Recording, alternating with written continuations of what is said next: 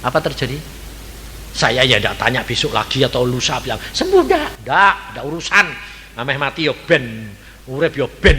Yang penting ketemu dok surga apa ora, betul dah? Wis, saudara. Baru bulan yang lalu saudara ini muncul di rumah saya. Ada apa? Loh Pak, saya ini saudara itu. Loh, siapa? Ini. Nah, terus bagaimana? Waduh Pak, setelah mau kasih tahu itu dalam waktu seminggu pulang, dokter bilang, wah ajaib, sembuh sempurna.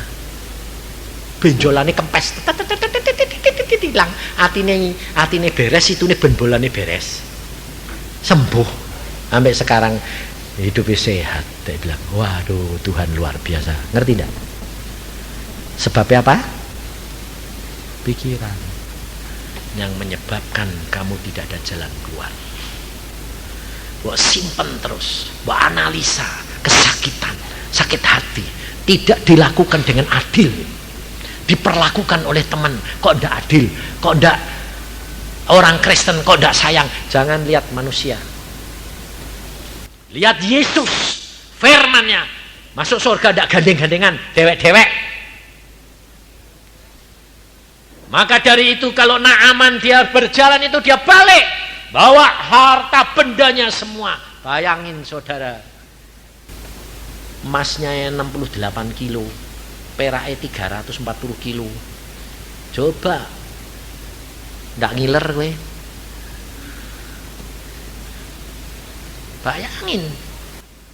Tapi Elisa bilang, aku tidak terima hadiah apapun dari kamu. Pulang. Pulang Naaman. Tapi perhatikan, ada satu orang yang hatinya terikat. Coba kita lihat di dalam ayat 19. Maka berkatalah Elisa kepadanya, pergilah dengan selamat. Setelah Naaman berjalan tidak berapa jauh daripadanya, ayat 20, berpikirlah Gehazi. Perhatikan, apa yang menyebabkan mulai berpikir? Berpikirlah Gehazi, bujang Elisa, abdi Allah, sesungguhnya tuanku terlalu menyegani Naaman orang Aram ini dengan tidak menerima persembahan yang dibawanya. Demi Tuhan yang hidup, perhatiin, demi Tuhan yang hidup, sesungguhnya aku akan berlari mengejar dia dan akan menerima sesuatu daripadanya. Saudara, Gehazi ini bujangnya Elisa. Dia tiap hari lihat perkara-perkara mujizat yang dilakukan oleh Elisa enggak? Hah? Dia tahu tidak ada sesuatu yang tersembunyi di hadapan Elisa, betul? Jadi berarti sama enggak zaman sekarang sama orang Kristen? Ngerti firman, ngerti mujizat, ya tahu. Tapi Kristennya Kristen Gehazi. Berpikirlah Gehazi, bahwa tuanku ini segan, jadi tidak mau terima. Bukan, Elisa tidak mau terima bukan karena segan. Kalau dia segan, dia mesti menemui Naaman. Kalau dia segan, dia mesti layani sendiri. Tidak, suruh orang lain. Naaman tidak peduli, si Elisa tidak peduli siapa raja, siapa, tidak urusan. Tapi dia mengabdi hanya kepada Tuhan. Tapi Gehazi yang sudah melihat sendiri, sudah mengerti, masih bilang berpikirlah Gehazi. Akhirnya dia menemui Naaman, minta perak 2 talenta saja, 68 kilo, minta peraknya saja sama pakaian. Mas ndak. Tapi apa terjadi saudara? Ini perhatikan, maka kita harus hati-hati. Karena kalau saudara mulai pikir, apa terjadi? Ayat 22, ayat 21, lalu Gehazi menerima sesuatu daripadanya, lalu Gehazi mengejar Naaman dari belakang. Ketika Naaman melihat ada orang berlari-lari mengejarnya, turunlah ia dengan segera dari atas kereta untuk mendapatkan dia dan berkata, selamat. Jawabnya, selamat.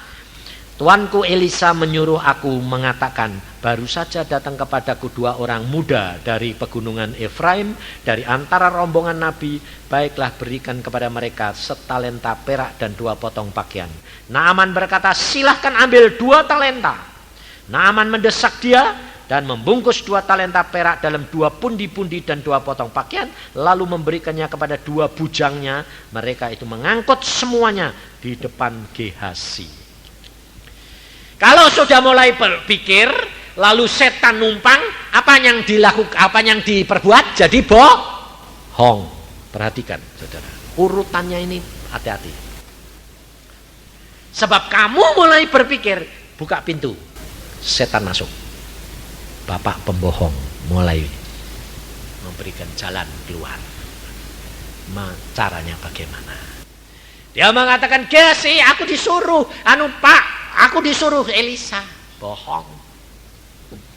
Akhirnya dia minta 1 talenta, 34 kilo. Dapatnya 68 kilo. Tapi apa kata Elisa di dalam ayat yang ke-25? Baru saja Gehasi masuk dan tampil di depan tuannya, berkatalah Elisa kepadanya, dari mana Gehasi? Jawabnya, hambamu ini tidak pergi kemana-mana. Tetapi kata Elisa kepadanya, bukankah hatiku ikut pergi ketika orang itu turun dari atas keretanya mendapatkan engkau?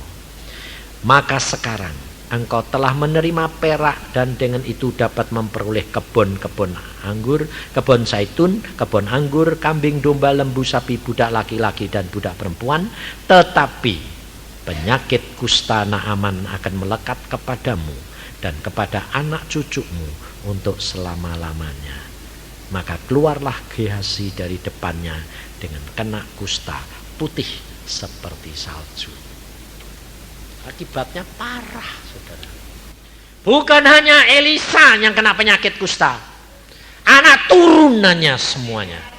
Gehasi, anak turunannya kena semuanya. Bayangin, parah luar biasa. Orang tua ini, Gehasi, tidak membawa berkat, tapi bawa apa? Kutuk. Maka saudara, orang tua harus belajar menjadi berkat buat anak, jangan mengutuki. Sebab kerap kali orang tua ini kalau jengkel atau khawatir hasilnya sedikit, ngomongnya apa? Ayo, ngomongnya apa? Ngomongnya pasti gini loh, kamu males, kamu bodoh, ya dah. Bawa kerja tuh yang rajin. Dengan mulutmu kamu mengutuki, tidak menjadi berkat.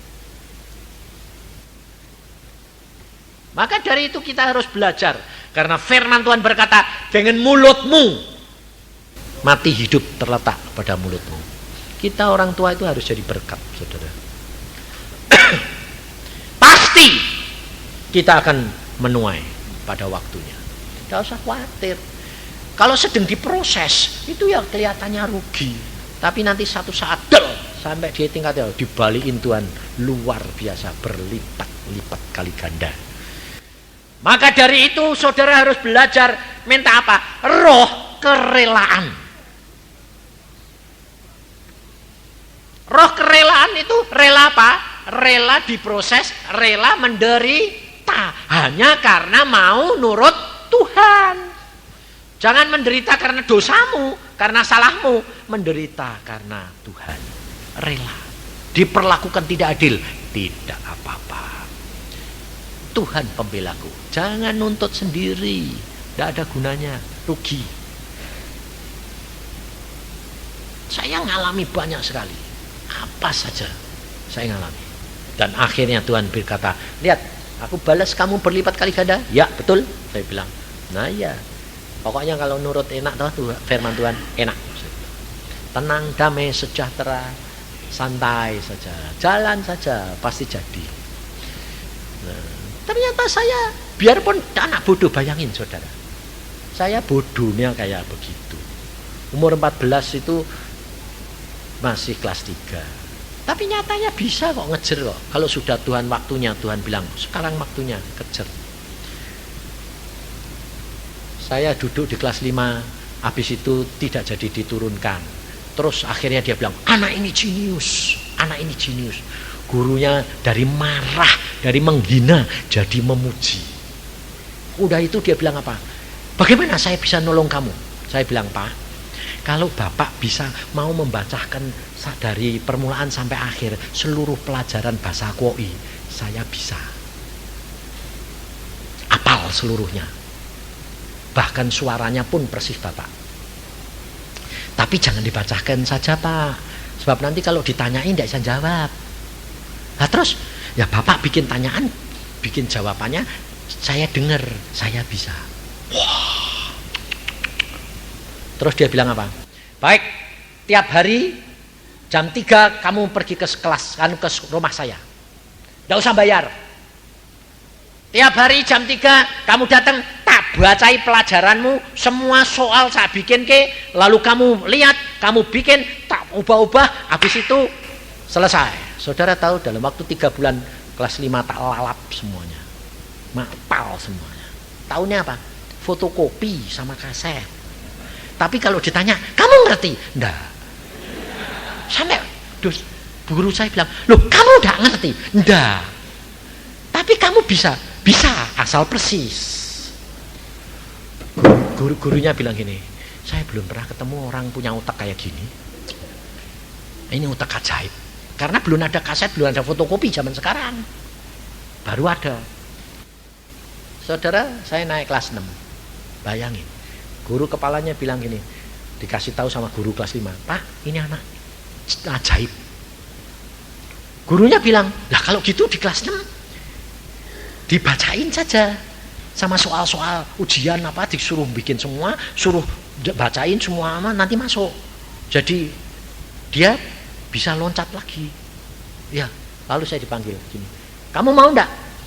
Dari kelas 6 naik kelas 2, kelas 2 SMP. Mau.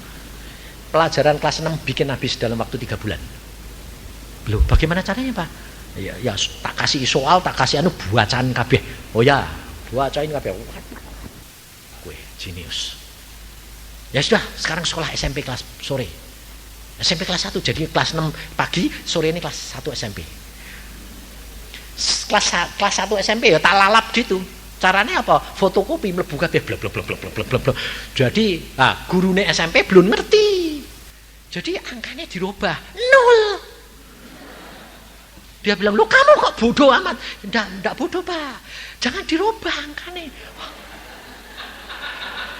Mana ada ulangan enggak dirubah.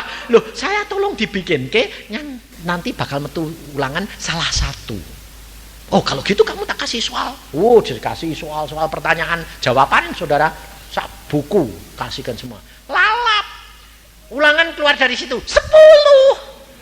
Sep. Tapi kamu ngerti? Enggak. Loh, kamu enggak ngerti? Enggak. Loh, kamu bikin ini piye? Nah, cuma nyontoh. Wong ada di otak saya, tinggal nyontek. Enggak ngerti. Ya sudah, asal pokoknya kamu lulus SD, SMP kamu rata-rata 8, masuk SMP kelas 2. Saya rata-rata 9. Lulus SD, lulus. Langsung plong SMP kelas 2. Teman saya bilang, masih di kelas 1 SMP, saya sudah kelas 2. Ketemu istri saya, tak kalah ya, awas ya. Ketemu dia di SMP akhir, baru Tuhan bilang, itu jodohmu. Ya sudah, tak terima. Ini loh saudara. Tuhan itu bisa mengubah segala perkara yang tidak ada jadi ada. Baru di SMP kelas 3 Tuhan bilang, sekarang otakmu sudah normal. Lah terus ini alat tak ambil, dibuka kayak topeng saudara. Jadi otak saya ini kayak ada bungkusnya gitu, dibuka ini. Sampai saya dengar suaranya kletek. Loh ini apa Tuhan? Ya ini alatku tak ambil, kue otakmu sudah normal. Habis itu saudara dikasih pelajaran, saya barusan gini. Oh ilmu alam itu gini. Oh matematika itu gini. Oh ilmu bumi itu gini. Sejarah itu gini. Oh Dek ngerti aku. Dulunya enggak tahu saudara. Jadi tidak pernah saya tuh bilang ngerti enggak. Kok bisa? Bukan saya. Yang sekolah itu Tuhan.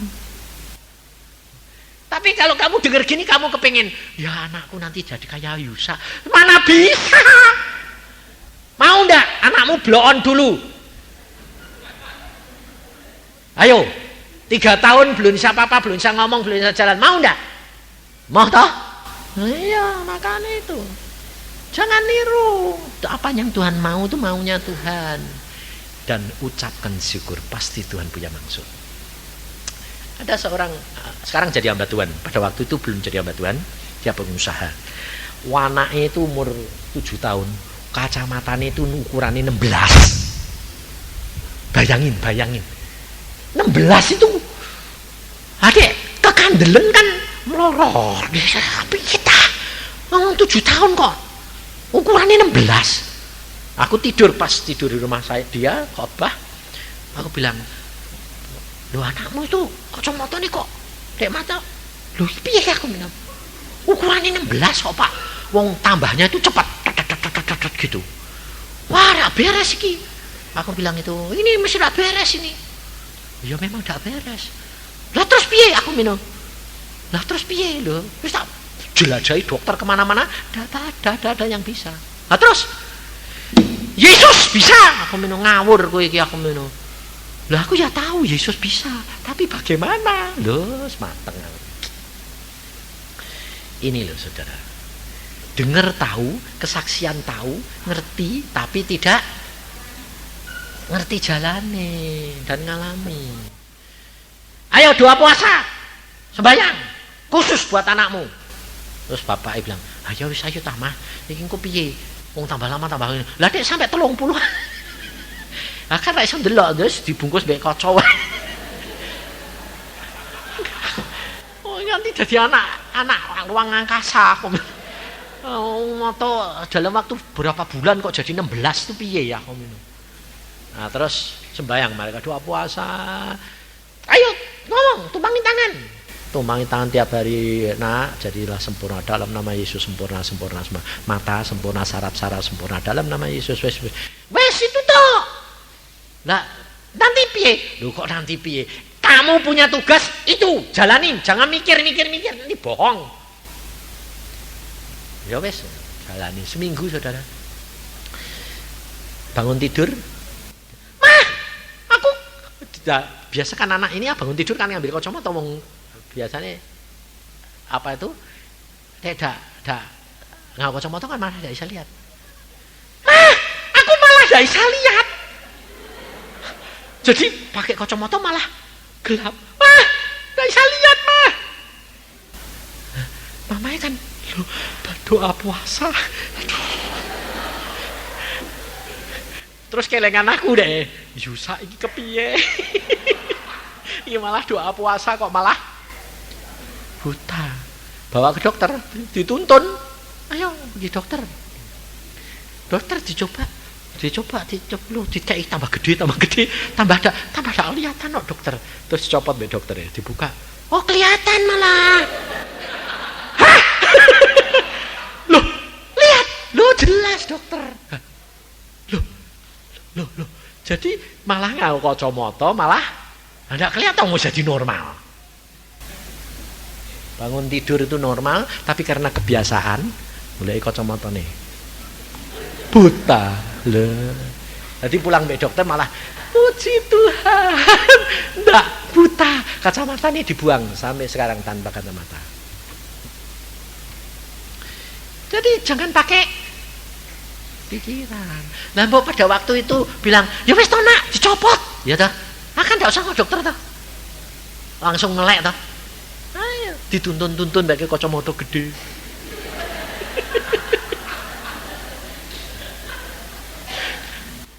Karena terikat oleh pikiran.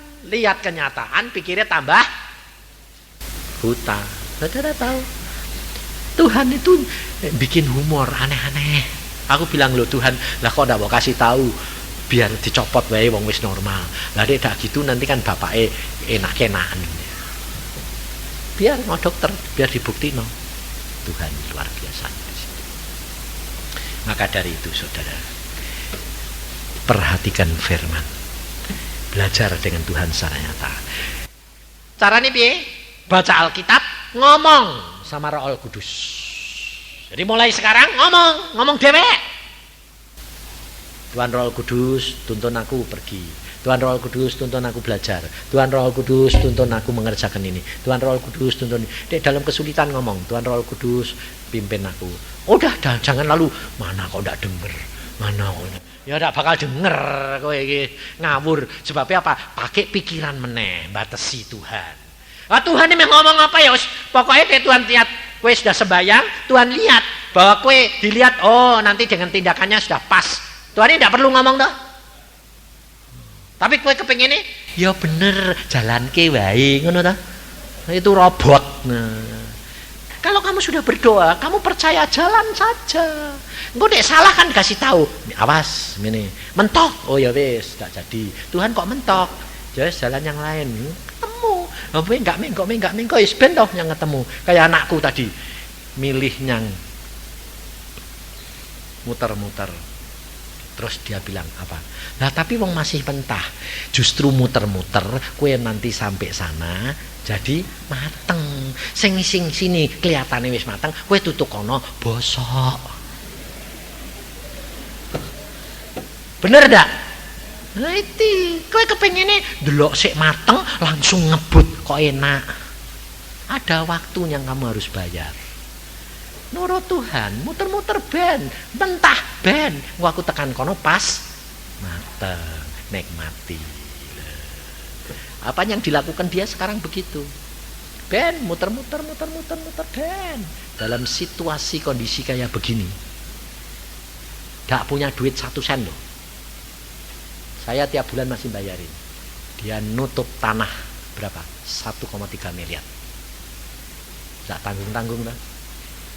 Aku sampai Tuhan, situasi kau ini duit susah ini nutup tanah 1,3 miliar. Ya.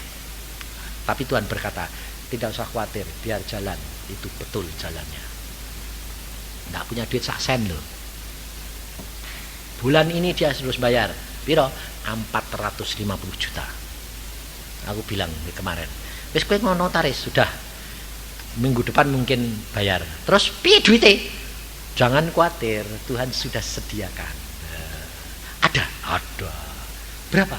Udah ada. Orang yang mau beli, orang yang mau ada 500 juta, sudah ada Pak. Jangan khawatir, tidak usah khawatir, santai saja.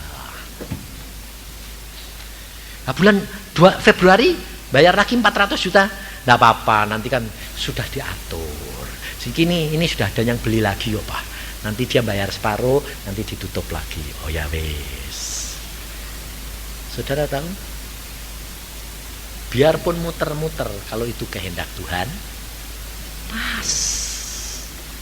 pas diatur. Berjalan dengan Tuhan, tapi jangan tamak, jangan pengen cepat-cepat, jangan serakah, jangan enak gampangi, jalani saja hari demi hari, biarpun kelihatannya susah.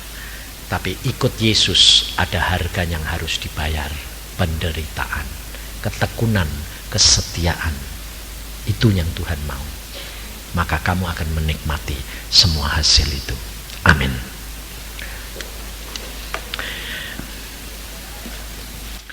Saudara, untuk nanti sore, saya sendiri belum tahu apakah sore nanti firman Tuhan terus, kemudian session yang terakhir nanti ada urapan dan perjamuan kudus.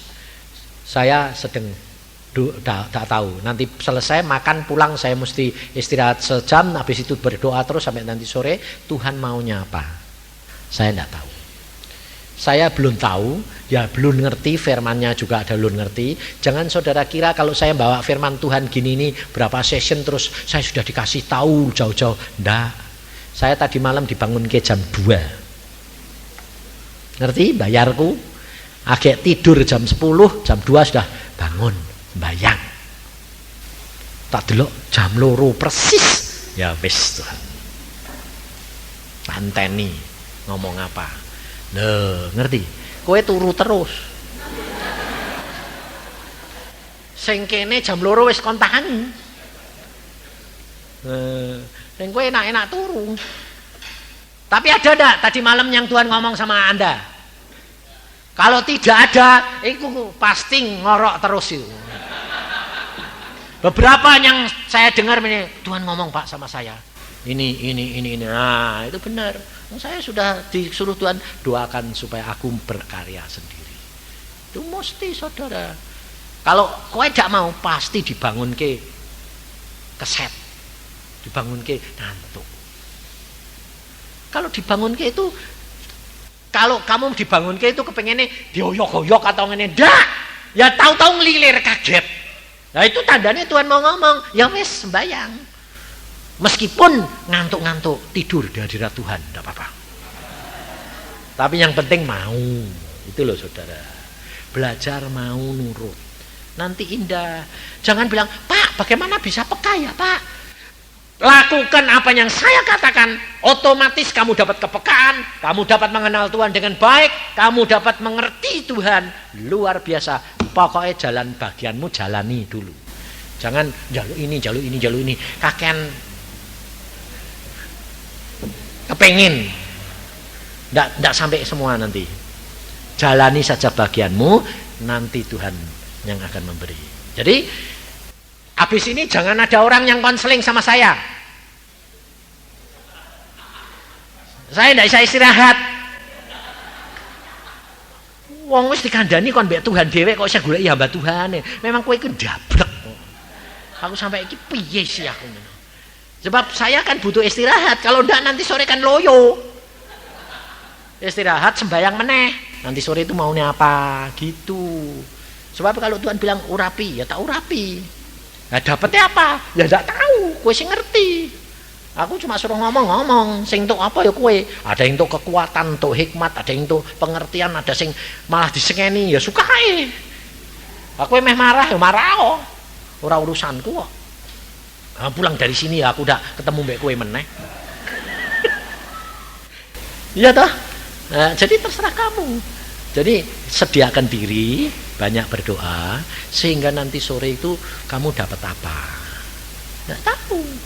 Nggak ngerti. Ada yang dapat kesembuhan, ada yang dapat hikmat, ada yang dapat ini. Nggak terserah. Taunya nanti kalau kamu sudah pulang, sudah berjalan, wah kok bisa dipikiran gini, kok bisa digini, wah aneh ya. Gitu, itu Tuhan. Tapi aja golek aku meneh.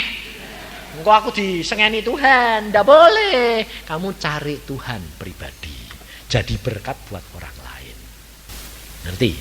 Jadi jangan cari saya. Jangan nanti ono masalah telepon Pak Yusa. Wah, aku tuh sudah kepusingan. Sebab kalau sampai di rumah hampir tiap jam tuh angkat dari Jakarta, dari Semarang, dari Surabaya, dari Jember, dari mana Purwokerto. Aduh, aku bilang gitu. Tuhan ini piye? Ya kasihan wong memang banyak masalah. Padahal sebetulnya wis tak ajari loh. Tapi kadang-kadang ya piye sih ya toh? Araten. Tewes punya masalah kayak ribut, tak tanya. Bayar tiap hari, pasti Tuhan akan jalankan ya. Ngerti? Praktek. Makanya saya tuh seneng sedikit itu seneng. Sebabnya sedikit itu melebu. Kakean wong itu.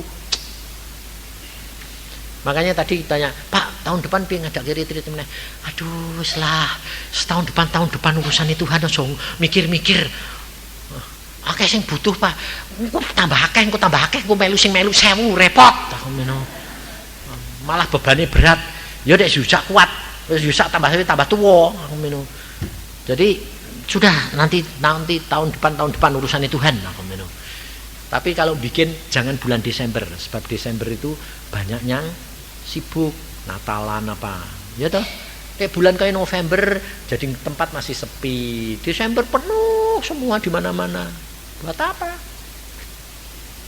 Aku malah bulan Desember ini aku malah jalan-jalan. Tuhan bilang, kowe jalan-jalan aja. Ya wes aku jalan-jalan sampai anak-anakku, cucuku. Ayo tuh pergi kabeh ya. Ayo pergi luar negeri ya. Yo. Ya saya jalan-jalan. Lapor be Tuhan, kayak biaya. Yo. Tek. Udah, sekarang sudah komplit biayanya. Dolar naik atau naik ndak urusan. Wong wis komplit tok. Tapi ndak rupiah, dolar. Anak-anak bilang, "Pah, dolarnya sudah dapat." Dah. Tiket tanu sudah. Hotel sudah. Beres ya, Pak? Beres. Berangkat.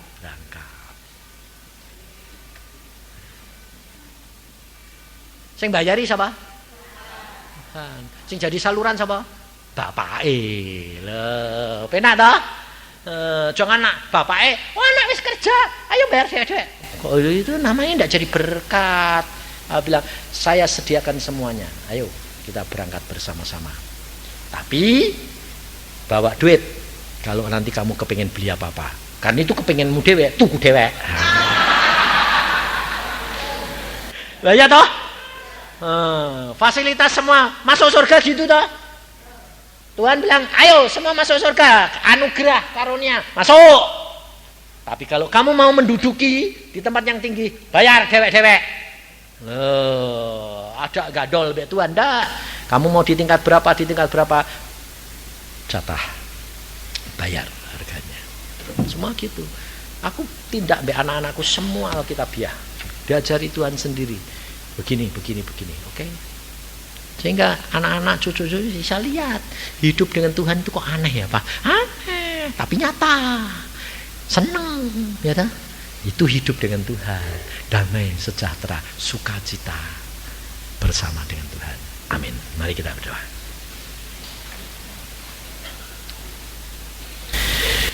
Tuhan Yesus, firman-Mu sudah hamba sampaikan. Tolong Tuhan Roh Kudus, Engkau tolong tiap-tiap anakmu untuk menyiapkan diri untuk nanti sore.